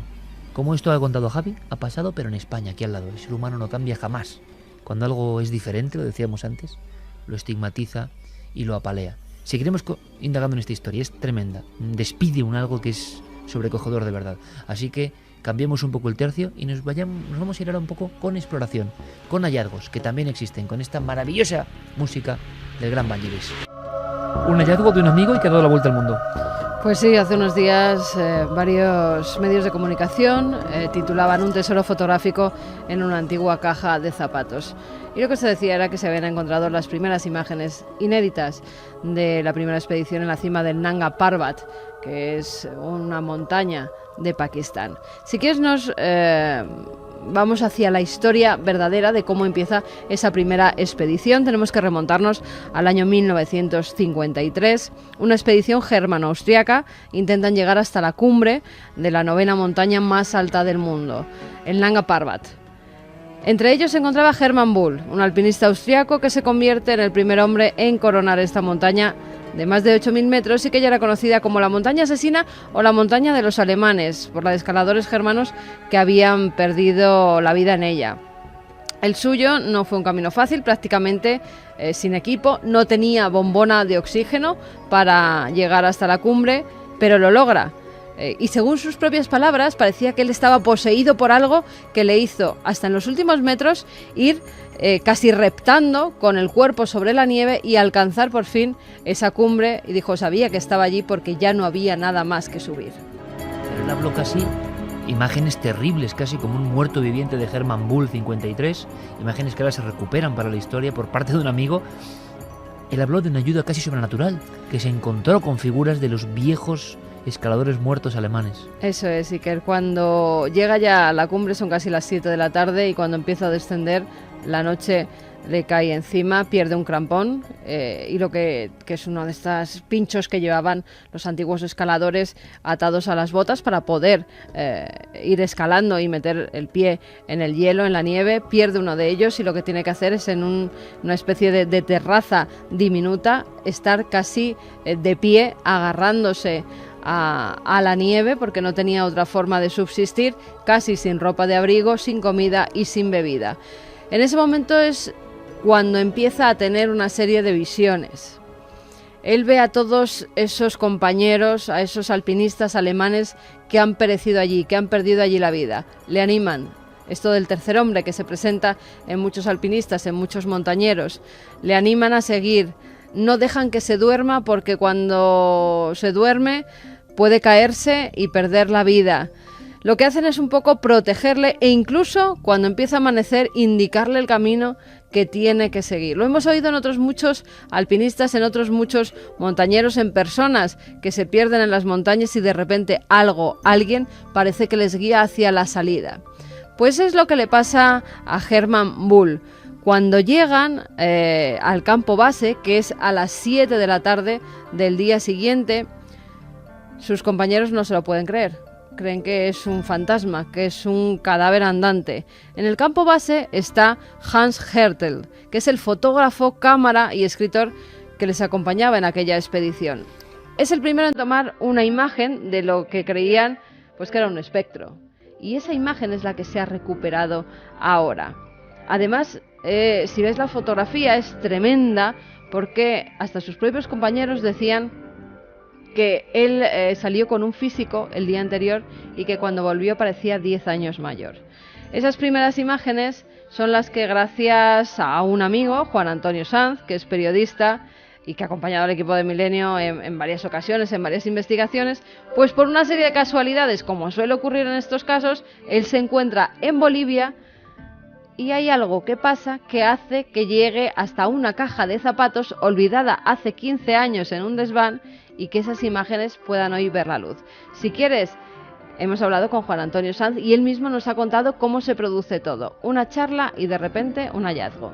Ha sido un descubrimiento, pues en un principio parecería como casual. La verdad es que yo andaba detrás de Hans Hertel por otras cuestiones, detrás de este fotógrafo. Él hizo en 1954 y 55 una expedición en busca del famoso Paititi, de la ciudad perdida del Amazonas, una de las ciudades perdidas de las que se habla. Y por una de estas casualidades había dado yo una charla en el Centro Cultural de España, en La Paz, sobre la fotografía durante la Guerra Civil Española, y se me acercó un señor, Javier Núñez de Arco, un tipo interesantísimo, un anticuario, investigador, coleccionista. Y él me dijo que tenía unos mapas de otro gran explorador, del coronel Fawcett, y al cabo de un tiempo, pues bueno, pudimos quedar de nuevo, estuvimos hablando, me enseñó, no vi que fueran esos los mapas de Fawcett, que yo ya andaba buscando, pero sin embargo, cuando le empecé a hablar de otros buscadores de ciudades míticas y perdidas, le hablé de Hans Hertel, y dije, pero mira, yo tengo material de Hans Hertel en una caja de zapatos en mi casa. Y ese material, cuando empezaron a proyectarlo, reveló muchísimas sorpresas que nos cuenta Juan Antonio Sanz. Total, me lo enseñó y ahí teníamos una colección de diapositivas, más de 200 diapositivas, rollos de película, Leica, todo entre los años 35 y los años 60, y además con un grandísimo descubrimiento. En esas fotografías aparecía la primera subida, la primera cima del mítico también pico Nanga Parbat en Pakistán, la llamada montaña de los alemanes o montaña asesina, porque ahí murieron antes de que se produjera esta subida, que fue en 1953, ahí murieron cerca de 30 personas. El protagonista de esta escalada fue Hermann Bull, y ahí estaba cuando proyectamos estas diapositivas de una manera casi rudimentaria, porque son diapositivas en cristal, protegidas por cristal, no con plástico como en nuestros, bueno, hace unos años, ahora todo es digital, y era increíble. Ahí estaba Hermann Bull subiendo al Nanga Parbat, cuando después regresó al campamento base, en un acontecimiento inédito también, porque estas fotografías no hay ninguna semejante en la historia del alpinismo de estos ataques a la cima del Nanga Parbat. Montaña asesina, montaña de los espíritus de los alemanes, un hombre que se llamó el Lázaro de la montaña, que volvió de la muerte. Todo eso había rumores prácticamente. Y nuestro amigo Juan Antonio Sanz, en La Paz, a 4.000 metros de altura, tan lejos del Nanga Parbat, en el otro punto del mundo, en una caja de zapatos, una diapositiva de cristal, y Juan Antonio Sanz y ese otro anticuario son las personas que vuelven a ver al Lázaro de las montañas, resucitando y mostrándose en la pared, en la proyección, regresando de haber estado con los espíritus de los muertos. Y otras imágenes tremendas que han descubierto del propio fotógrafo en algún lugar muy cerca de un lago, con unas puertas arqueológicas tremendas que están investigando y que nuestro amigo seguirá, me lo ha prometido, investigando qué puede ser eso que han encontrado en esas imágenes. Extrañas puertas en la altiplanicie de Bolivia, de culturas desconocidas. El hombre que resucitó de la muerte se le relacionó en su tiempo con los nazis y las expediciones nazis después de la Segunda Guerra Mundial, con corpúsculos, nunca quedó claro, pero buscaban una cima sagrada y se encontraron con los espectros de compañeros muertos, y volvió convertido en un anciano cuando era un hombre joven. Las fotos las recupera un amigo y dan, no me extraña, la vuelta al mundo. Nosotros damos la vuelta a la historia de este programa que también, sobre todo, habéis vertebrado vosotros tres, con tres magníficas historias tan diferentes y que son el epicentro del misterio, ¿no? El misterio tiene tantas caras. Una la ponemos por vuestro ánimo siempre, nuestra necesidad, y más cuando vamos conociendo muchas historias, de repartir un poco de luz entre todos, ¿no? De energía mental positiva entre todos. Es la zona de las bendiciones milenarias. Vamos rápido con ellas. Sara nos escribe desde Villafranca de los Barros, en Badajoz. Nos quería pedir una bendición por primera vez. La niña que habló con 3 meses en latín. Es para mi sobrinita Marina, acaban de bautizarla hace unas pocas horas y se ha portado como una campeona sin llorar una sola vez. Con apenas 3 meses ya tiene una carita de traviesa que no puede con ella. Seguro que es igual de culo inquieta que su mamá, mi prima, y tan bética como su papá. Un beso a todos. Como empecemos con el fútbol va a ser Nos peligroso, dicen también, Vane Villarta, porfa darle las bendiciones a mi hija Triana, que nació el pasado domingo, y a mi otra hija Mireia y mi mujer Vanessa, que os oímos y vemos siempre que podemos, y con el triángulo anular de mi vida. Muchas gracias y un beso a Alma. Pues se lo trasladaremos. Mis queridos componentes de la nave del misterio, soy seguidora del programa desde el primero de ellos, ya que coincidió con el año en el que nació mi hija pequeña y me habéis acompañado durante unas cuantas noches de crianza y demás desvelos maternales, aunque mi bautismo en las aguas del mundo del misterio fue muy anterior, a través de mi padre y fiel seguidor del doctor Jiménez del Oso. El caso es que los años han ido pasando y esta humilde curiosa de la vida le ha nacido hace unas horas una sobrina nieta, Nerea. Y aunque nunca creí que haría algo como esto, me gustaría mucho que le dierais la bienvenida a esta familia de tanto tiempo y de tantos miembros. Nos lo pedía Inma Vamos a Moya. dar bendición común. Leemos todos los mensajes, porque si no es imposible. Javi Subías de Zaragoza, soy oyente vuestro desde hace muchos años. Todo este tiempo he ido oyendo las bendiciones milenarias que os iban solicitando. Hoy soy yo el que las pide para mis mellizos que nacieron el pasado lunes, Hugo y Leire. Ahora estamos con ellos escuchando el programa mientras les damos de comer. Saludos milenarios. David y Maite de Zaragoza, nos gustaría dierais vuestras bendiciones para nuestro hijo Diego. Nació hace 2 meses, el 17 de febrero, y desde entonces no se ha perdido ni uno solo de vuestros programas. Lo escuchamos los 3 todos los domingos a través de podcast, y aunque es muy pequeño, está atento a todo el programa, a vuestras palabras. Ojalá pudiéramos ir a ver la exposición de Madrid, pero en su día no nos atrevimos a comprar las entradas por ir con Diego tan chiquitín y ahora nos arrepentimos. A ver Había si muchos chiquitines en la exposición, ¿eh? De un mes. Hasta el día 26 tenéis tiempo, y si no es fin de semana aún quedan entradas, pero nos ahora dicen es diario. que a ver si pueden ir a Gijón. Ojalá. Buenas noches, amigos y seguidores de vuestros programas desde hace años, y en el día del nacimiento de mi segundo hijo, Pablo, me pongo en contacto con vosotros para pediros bendiciones milenarias para él y para su mamá, Chloe, que ya tiene casi... Su hermana, no su mamá, su hermana Chloe, que ya tiene casi 2 años y medio. Pablo ha nacido el miércoles 15 de abril a las 2:40 de parto natural, y su madre, la heroína de este misterio que es parir, está perfectamente. Un fuerte abrazo, Nacho, María, Chloe y Pablo. Ahora entiendo lo del récord nuestro, de toda nuestra historia en Internet. Nacen tantos niños que se los van incorporando como audiencia, debe ser, ¿no? Nos decían también, pues, gente, Víctor Paez Domínguez, que tenían las entradas compradas desde enero, que tenían que partir desde Sevilla con toda la ilusión de estar con la familia milenaria y ver la exposición, pero su abuelito, Antonio Domínguez Marín, con 87 años, pero tan joven de espíritu, con su tablet, su Facebook, su Twitter y aprendiendo inglés, pues que se ha ido. Ahora ya está con la mujer que más quiso en su vida, nos dicen. El abuelito ha partido, esperó hasta el último de sus hijos que llegara al hospital, se pudo despedir de todos y seguro que nos está escuchando desde algún otro sitio. Así que también nos piden bendiciones milenarias para este abuelito que seguro que está cuidando a sus nietos. Investigador y entusiasta, que es lo que importa. David Muñoz, bendiciones milenarias para el alma de un gran amigo y seguidor de Milenio 3 que falleció y justo hace una semana, también nos dicen. Gloria desde Palma, de corazón os pediría una bendición milenaria para mi padre que nos dejó el sábado pasado. Un padre, un amigo, un ser de luz y positivísimo. Alguien a quien le contaba sobre vuestros programas y me miraba y escuchaba con los ojos de un niño curioso. Estoy segura que desde donde esté nos echará un vistazo y nos hará algún guiño para que todos podamos conllevar su pérdida. Gracias de todo corazón. Ayer hablábamos de seres tóxicos, de vampiros tóxicos, que muchos invaden el mundo, nos limitan, y también hay seres de luz, que es todo lo contrario, positivos, que pasan toda la vida ayudando a los demás y potenciando las facultades y animando a los demás. Asier nos escribe porque ayer mismo falleció Gema, como él dice, mi ama, en su tierra natal, en Valladolid, donde disfrutaba de unos días en familia, ella y mi padre, disfrutando de una merecida jubilación. Ya ha llegado a Rentería, Guipúzcoa, donde vivimos, y aquí ya estamos todos los que la queremos juntos, donde mañana pues la van a incinerar. En cierta forma también es un mensaje positivo, para una bendición, para que ese viaje, el último viaje, pues que sea bueno, ¿no? Y con toda la familia reunida en este último adiós. Bueno, el contraste, ¿no?, entre la vida y ayer lo hablábamos precisamente. Hemos perdido toda conexión con la muerte, no queremos ni verla, pero es una parte, siempre lo ha sido para todas las culturas, una etapa más. Hay personas que piensan que esto es un viaje y que continúa. No somos conscientes, no podemos ni imaginar, pero hay muchos, yo no sé si tienen la razón o no, pero intuyo que hay algo de certeza en todo esto, de que quien tiene cierta conciencia sabe que todo es un continuo, que todo prosigue. Lo que pasa es que los seres humanos somos tan pequeños que al final nos abruma, ¿no? No podemos entender esa inmensidad que muchos intuyen.